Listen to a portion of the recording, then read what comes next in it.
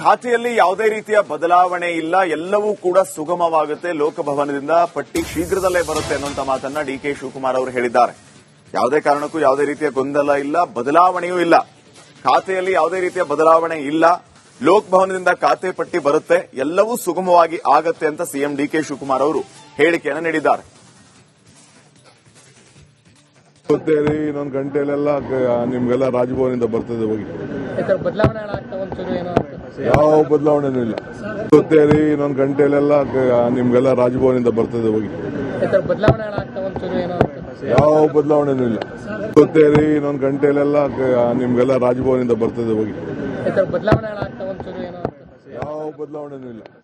ಮುಖ್ಯಮಂತ್ರಿಗಳು ಸ್ಪಷ್ಟನೆಯನ್ನ ನೀಡುತ್ತಾ ಇದ್ದಾರೆ, ಯಾವುದೇ ರೀತಿಯ ಬದಲಾವಣೆ ಇಲ್ಲ, ಯಾವುದೇ ರೀತಿಯ ಗೊಂದಲವೂ ಇಲ್ಲ, ಎಲ್ಲವೂ ಕೂಡ ಸುಗಮವಾಗಿ ಆಗುತ್ತೆ, ಶೀಘ್ರದಲ್ಲಿಯೇ ಲೋಕಭವನದಿಂದ ಪಟ್ಟಿ ಬರುತ್ತೆ ಅನ್ನುವಂತ ಮಾತನ್ನ ಹೇಳ್ತಾ ಇದ್ದಾರೆ. ಈಗ ಖಾತೆ ಹಂಚಿಕೆಯ ವಿಚಾರವಾಗಿ ಮತ್ತು ಖಾತೆಯ ವಿಚಾರವಾಗಿ ಏನೆಲ್ಲ ಬೆಳವಣಿಗೆ ಆಗ್ತಾ ಇದೆ ನಾವು ಗಮನಿಸ್ತಾ ಇದ್ದೀವಿ. ಇದರ ಜೊತೆಗೆ ಯಾವ ರೀತಿಯ ಡಿಮ್ಯಾಂಡ್ ಮತ್ತು ಖ್ಯಾತೆ ಇದರ ಎಲ್ಲರ ಮಧ್ಯೆ ಡಿಕೆ ಶಿವಕುಮಾರ್ ಅವರು ಸ್ಪಷ್ಟನೆ ಕೊಡ್ತಾ ಇರೋದೇನಂತಂದ್ರೆ ಯಾವುದೇ ರೀತಿಯ ಗೊಂದಲ ಇಲ್ಲ, ಯಾವುದೇ ರೀತಿಯ ಸಮಸ್ಯೆಗಳಿಲ್ಲ, ಖಾತೆ ಬದಲಾವಣೆಯೂ ಇಲ್ಲ, ಶೀಘ್ರದಲ್ಲಿಯೇ ಲೋಕಭವನದಿಂದ ಪಟ್ಟಿ ಬರುತ್ತೆ, ಎಲ್ಲವೂ ಕೂಡ ಸುಗಮವಾಗಿ ಆಗುತ್ತೆ, ಖಾತೆಯಲ್ಲೂ ಯಾವುದೇ ಬದಲಾವಣೆ ಇಲ್ಲ ಅಂತ ಹೇಳಿದ್ದಾರೆ. ಇನ್ನಷ್ಟು ಅಪ್ಡೇಟ್ಸ್ ಅನ್ನ ಕೊಡ್ತಾರೆ ನಮ್ಮ ಪ್ರತಿನಿಧಿ ಬಸವರಾಜ್. ಈಗ ನೇರ ಸಂಪರ್ಕದಲ್ಲಿ ಜಾಯ್ನ್ ಆಗಿದ್ದಾರೆ. ಬಸವರಾಜ್, ಯಾಕೆ ಇಷ್ಟೊಂದು ವಿಳಂಬ? ಯಾಕೆ ಖಾತೆ ಹಂಚಿಕೆ ಆಗಿದೆ ಅಂತಂದ್ರೆ ಅಧಿಕೃತವಾಗಿ ಇಷ್ಟೊತ್ತಿಗೆ ಪಟ್ಟಿ ಬರಬೇಕಾಗಿತ್ತು, ಇನ್ನೂ ಕೂಡ ಬರ್ತಾ ಇಲ್ಲ. ಮುಖ್ಯಮಂತ್ರಿಗಳು ಹೇಳ್ತಾ ಇದ್ದಾರೆ ಪಟ್ಟಿ ಬರುತ್ತೆ ಮತ್ತು ಖಾತೆ ಬದಲಾವಣೆ ಇಲ್ಲ, ಏನು ಸಮಸ್ಯೆ ಇಲ್ಲ ಅಂತ ಹೇಳಿ. ಈ ಗೊಂದಲಗಳು ಆಗ್ತಾ ಇರೋದೇ ವಿಳಂಬ ಆಗ್ತಾ ಇರೋದ್ರಿಂದ. ಸೊ ಎಲ್ಲದಕ್ಕೂ ಕ್ಲಾರಿಟಿ ಸಿಕ್ಬಿಟ್ರೆ ಯಾವುದೇ ರೀತಿಯ ಗೊಂದಲ ಇರಲ್ಲ ಅನ್ನುವಂತಹ ವಿಚಾರಗಳು ಕೇಳಿ ಬರ್ತಾ ಇರೋದು. ಮುಖ್ಯಮಂತ್ರಿಗಳು ಏನ್ ಹೇಳಿದ್ರು?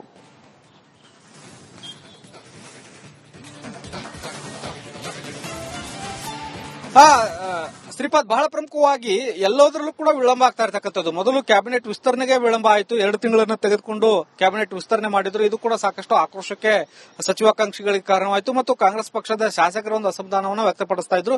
ಈ ತರಹದ ಬೆಳವಣಿಗೆ ಸರಿಗಳಲ್ಲ, ಯಾಕಂದ್ರೆ ಆನ್ ಗೋಯಿಂಗ್ ಗೌರ್ಮೆಂಟ್ ಇದ್ದಾಗ ವಿಸ್ತರಣೆನೇ ಇಷ್ಟೊಂದು ವಿಳಂಬ ಮಾಡಿದ್ರೆ ಇನ್ನು ಕೆಲಸ ಕಾರ್ಯಗಳು ಹೇಗಾಗ್ತವೆ ಅನ್ನುವಂಥದ್ದು ಒಂದು ಅಸಮಾಧಾನ ಇತ್ತು. ಅದಾಗೂ ಕೂಡ ವಿಸ್ತರಣೆ ಆಗಿ 9 ದಿನ ಕಳೆದು ಬಂದರೂ ಕೂಡ ಖಾತೆ ಹಂಚಿಕೆ ಆಗಿಲ್ಲ ಅನ್ನುವಂಥದ್ದೇ ಈಗ ಸಾಕಷ್ಟು ಆಕ್ರೋಶಕ್ಕೆ ಕಾರಣ ಆಗ್ತಾ ಇರ್ತಕ್ಕಂಥದ್ದು. ಸಚಿವರಿಗೆ ಒಂದಷ್ಟು ಹೊಣೆಯನ್ನು ಕೊಟ್ಟು ಸೆಷನ್ಗೆ ರೆಡಿಯಾಗಿ ವಿರೋಧ ಪಕ್ಷಗಳನ್ನ ಕಟ್ಟಿ ಹಾಕ್ತಕ್ಕಂಥ ಕೆಲಸವನ್ನು ಮಾಡೋಣ, ಸಮರ್ಥವಾದಂತಹ ಉತ್ತರ ಕೊಡೋಣ, ರಾಜ್ಯದಲ್ಲಿ ಸಮಸ್ಯೆಗಳಿದಾವೆ ಅವುಗಳೆಲ್ಲವನ್ನು ಕೂಡ ಬಗೆಹರಿಸಬೇಕು ಅನ್ನುವಂತ ನಿಟ್ಟಿನಲ್ಲಿ ಕಾಂಗ್ರೆಸ್ ಹೈಕಮಾಂಡ್ ಗಮನ ಹರಿಸಬೇಕು, ಸಿಎಂ ಕೂಡ ಒತ್ತಡವನ್ನು ಹಾಕ್ತಾ ಇದ್ದಾರೆ. ಎಲ್ಲೋ ಒಂದ್ ಕಡೆ ತಾಳಮೇಳ ಹೊಂತಾ ಇಲ್ಲ ಅನ್ನುವಂಥದ್ದು. ಹೈಕಮಾಂಡ್ ಮತ್ತು ರಾಜ್ಯ ನಾಯಕರು ಮತ್ತು ಸಿಎಂ ನಡುವೆ ಒಂದು ತಾಳಮೇಳ ಹೊಂತಾ ಇಲ್ಲ ಮತ್ತು ಎಲ್ಲವೂ ಕೂಡ ಹೈಕಮಾಂಡೇ ಕಂಟ್ರೋಲ್ ಮಾಡಕ್ ಹೋಗ್ತಾ ಇರೋದು ಈಗ ಸಾಕಷ್ಟು ಆಕ್ರೋಶಕ್ಕೂ ಕೂಡ ಕಾರಣ ಆಗ್ತಾ ಇದೆ. ಒಂದು ಕ್ಯಾಬಿನೆಟ್ ವಿಸ್ತರಣೆಗೆ ಯಾರನ್ನ ತೆಗೆದುಕೊಳ್ಬೇಕು ಅನ್ನುವಂತ ನಿಟ್ಟಿನಲ್ಲಿ ಅವರು ಭಾಗವಹಿಸಿದ್ದು ಓಕೆ, ಆದ್ರೆ ಖಾತೆ ಹಂಚಿಕೆ ಅನ್ನುವಂಥದ್ದು ಸರ್ಕಾರ ಸಿಎಂ ಅವರ ಪರಮಾಧಿಕಾರ. ಇದಕ್ಕೂ ಕೂಡ ನೀವು ಕೈ ಹಾಕಿದಂತಹ ಸಂದರ್ಭದಲ್ಲಿ ಯಾವ ರೀತಿಯಾದಂತಹ ಒಂದು ಬೆಳವಣಿಗೆಗಳಾಗ್ತವೆ ಅನ್ನೋದಾದ್ರೆ ಈಗ ಉದಾಹರಣೆ ಇದೆ, ಯಾವುದು ಕೂಡ ಹೊಂದಾಣಿಕೆ ಆಗ್ತಾ ಇಲ್ಲ ಅನ್ನುವಂಥದ್ದು. ಮತ್ತು ಸಿಎಂ ಅವರು ಕೂಡ ಹೇಳ್ತಾ ಇದ್ರೆ ಖಾತೆ ಹಂಚಿಕೆ ಇವತ್ತು ಆಗ್ಬಿಡುತ್ತೆ ಅನ್ನುವಂಥದ್ದನ್ನ 1 ವಾರದಿಂದನೂ ಕೂಡ ಅದನ್ನ ಹೇಳ್ತಾ ಇದ್ದಾರೆ. ಏನು ಅರ್ಜೆಂಟ್ ಇಲ್ಲ, 2 ದಿನದಲ್ಲಿ ಮಾಡ್ತಾನೆ ಅಂತ ಹೇಳ್ಕೊಂಡು ಬಂದವರು 9 ದಿನ ಕಳೆದ್ರು ಕೂಡ ಅವ್ರಿಗೆ ಮಾಡಕ್ ಆಗ್ತಿಲ್ಲ. ಇನ್ನೂ ಕೂಡ ಅಧಿಕೃತವಾಗಿ ರಾಜಭವನಕ್ಕೆ ಪಟ್ಟಿ ಹೋಗಿಲ್ಲ. ಸಿಎಂ ಅವರಾಗೆ ರವಾನೆ ಆಗಿದೆ ಹೈಕಮಾಂಡ್ ಕಡೆಯಿಂದ, ಆದ್ರೆ ಅಧಿಕೃತವಾಗಿ ಸಿಎಂ ಅವರು ರಾಜಭವನಕ್ಕೆ ಕಳಿಸಿದಾಗ ಮಾತ್ರ ಆ ಪಟ್ಟಿ ಅಧಿಕೃತ ಆಗುತ್ತೆ. ಅದು ಇನ್ನೂ ಕೂಡ ಆಗಿಲ್ಲ ಅನ್ನುವಂಥದ್ದು ಈಗ ಬಹಳ ಆಕ್ರೋಶಕ್ಕೆ ಕಾರಣ ಆಗ್ತಾ ಇದೆ. ಸಹಜವಾದಂತಹ ಬೆಳವಣಿಗೆಗಳು ಅಲ್ಲ ಇದು ಅನ್ನುವಂಥದ್ದು. ಮುಂದಿನ ಹಂತದಲ್ಲಿ ನಾಳೆಯಿಂದ ಸೆಷನ್ ಆರಂಭ ಆಗ್ತಾ ಇರೋದ್ರಿಂದ ಇದು ವಿರೋಧ ಪಕ್ಷಗಳು ಖಂಡಿತವಾಗಿ ಆಹಾರ ಆಗುತ್ತೆ ಮತ್ತು ಸೆಷನ್ಗೆ ಉತ್ತರ ಕೂಡ ರೆಡಿ ಮಾಡ್ಕೋಬೇಕಾಗುತ್ತೆ. ನಾಡಿದಿಂದ ಪ್ರಶ್ನೋತ್ತರಗಳು ಕೂಡ ಆರಂಭ ಆಗ್ತವೆ. ಆ ಸಂದರ್ಭದಲ್ಲಿ ಉತ್ತರ ಕೊಡಬೇಕಾದಂತಹ ಸಚಿವರಿಗೆ ಖಾತೆಗಳ ಬಗ್ಗೆ ಸ್ಪಷ್ಟತೆ ಇಲ್ಲ ಅನ್ನೋದಾದ್ರೆ ಬಹಳ ಸಂಕಷ್ಟದ ಪರಿಸ್ಥಿತಿ ಅನ್ನುವಂಥದ್ದು ಮತ್ತು ರಾಜ್ಯದ ಬರದ ಈ ಇನ್ನುಳಿದಂತಹ ಸಮಸ್ಯೆಗಳು ಕೂಡ ಉತ್ತರ ಕೊಡೋಕೆ ತಡವಾಡಿಸಬೇಕಾದಂತಹ ಪರಿಸ್ಥಿತಿ ಸಚಿವರಿಗೆ ಎದುರಾಗಲಿದೆ. ಶ್ರೀಪಾದ್, ಥ್ಯಾಂಕ್ ಯು ಬಸವರಾಜ್ ಮಾಹಿತಿಗಾಗಿ.